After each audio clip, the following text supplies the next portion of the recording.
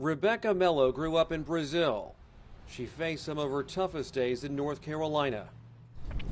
It was a horror living there.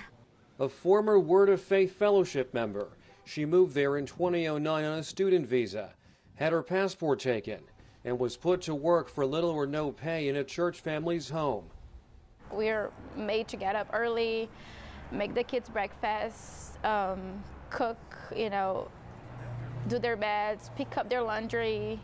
An Associated Press investigation found evidence of the Word of Faith Fellowship using its 2 churches in Brazil to funnel hundreds of young laborers to the United States to work for little or no pay in businesses owned by church ministers.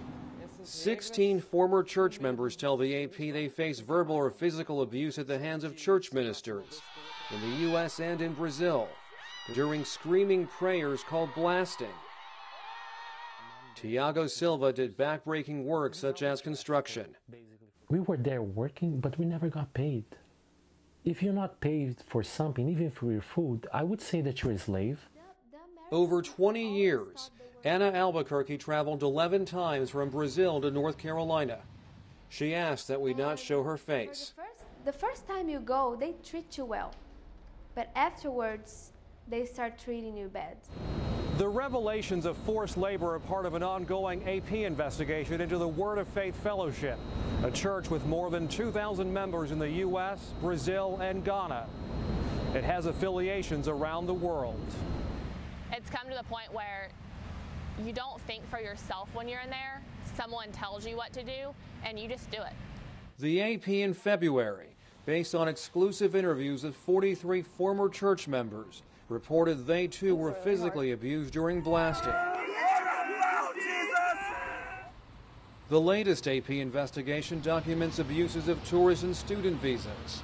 Former church members say they'd often first arrive from Brazil on tourist visas, sometimes 20 or 30 at a time.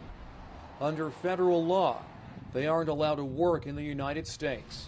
They all had the same visas, they all had the same rules and restrictions, and they all still worked 16 hours a day, 7 days a week. Some Brazilians worked under former church member Jay Plummer. They too had their passports taken.